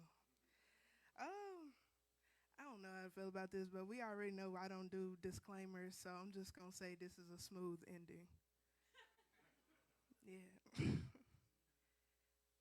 That was real smooth. Writing a April Fool's joke knowing that you're no offense meant to offend me, but withholding information and public indecency to my feelings was the butt of your laughter. 7 years. Did you hear me? 7 long years goes down the drain and the end to a wonderful era. See, the number 7 significantly places the number was the completion for our time spent. See, my path of righteousness that I'm being judged for, but the good book says, let him who was without sin cast the first stone. And see, you hit me with the biggest rock like you couldn't do no wrong. See, I had to wonder when, and I had to wonder how. But see, the adult-like thing to do would be to talk it out and not to how to put your foot in your mouth. Millions of miles walked and all in your head now for the millions of words that could have been said. See, I think English class taught us to ask to what extent. Benefits of the doubt. Tears shed, anger, burned and hopefully put into a suppressed memory as the winds blow the ash right away from my heart shelf, and then understand that this was a Swiffer type of clean. But that was real smooth. All the ways that you disrespected me when I never did that to you, but they say treat people better than how they treat you. See, you're telling me I wasn't ready for this. It wasn't giving that you was ready, because if you was ready, you wouldn't have waited this long. See, if you wanted to leave, you would have just been done, because the fact is that I lost my mom 8 months ago almost. Anybody can say that they're leaving me, and I will politely tell you to get the fuck on. So now I have wiped my hands clean of you. Closure or a period to the end of a chapter would have been the classic you, and more of how you would say a little bit more adult-like. But see, you tucked your tail and went away, giving very much a silent type. Did you ever really pay attention to the fact that I never once fought for us to reconcile this friendship? See, I just wanted that closure. But was it adult-like for me to write out my truths like this? Was it adult-like for me to say that you was just full of shit? Was it adult-like for me to just dish you in public because you disrespected me in private because you didn't want to hear what I had to say? Well, as you said it through text, let me stop playing on your phone. But like a kid would say, I didn't even know you had games on it. But that was real smooth. But someone said to me, don't worry about people that God removed from your life. See, he heard the things that you couldn't hear, and he did what you wouldn't do. But that was real smooth. I'm Miss 10 Toes Down, everybody, and I appreciate y'all. Oh, thank y'all again for having me. Thank you to Mr. Marcus Sims. Shout out to my people's Humble, Mr. Mark Pruitt, Mark Lacey, all of y'all that Art and Soul, because this is not my first Art and Soul event, because I hosted one, that was years ago. When I say years ago, like years ago. I ain't that old, but, hey. I don't have no new projects out, but I do have my book, This Prodigal Heart of Mine. It's a lovely story, literally made by only HBCU students. That's that author part that he was talking about, but he forgot to put self-published in front of it. So, that's that. That LinkedIn, that Linktree, it's all in my bio on Instagram, along with all my social medias where you can find me at. Again, thank you for this opportunity. I appreciate y'all.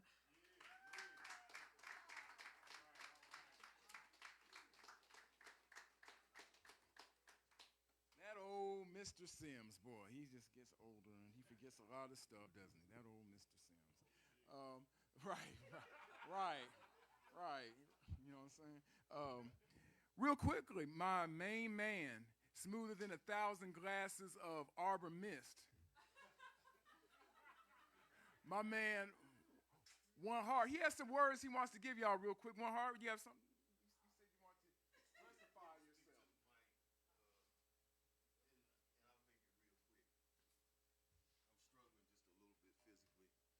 But I just want to thank everyone for coming out again. These intimate settings are very important. It does not actually support the art and soul group, so we don't want to get that confused, but it supports more so the Poetry Club and the community, okay? The Alabama A&M Poetry Club. So the young lady y'all know is 10 Toes Down. Her name is Erin Johnson. She has done so much to help us, and we try to support her. She has now graduated from A&M, but she is one of the leaders of the Poetry Club.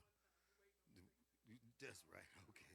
So she's still a student, and I know many of you are A&M alumni. I know that, and so I know many of you here this is the beginning of probably more to come.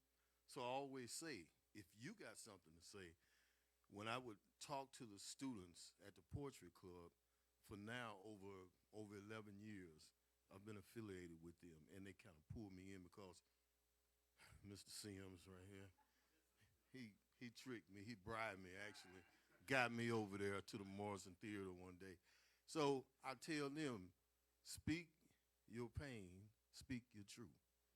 If you got something to say it, because in these intimate settings here, life brings you front, up close and front to the intimacy of not only art but life. Thank you all once again. We hope to see y'all soon. All right, well, he wrapped it up, right? Thank y'all so much for coming out. Thank you to everyone that watched on the live stream, everyone that watched on Instagram. Thank you to all the great poets, spoken word artists, the storytellers. Thank you to Grandma Dears once again for the awesome, tremendous, just great food. Thank you to my brother in crime, my brother from another, Mr. T. Mill. And support all of these artists. Please follow them on all their social media platforms. Support, support, support. Who knows, the sequel may be coming more sooner than later. That being said, you are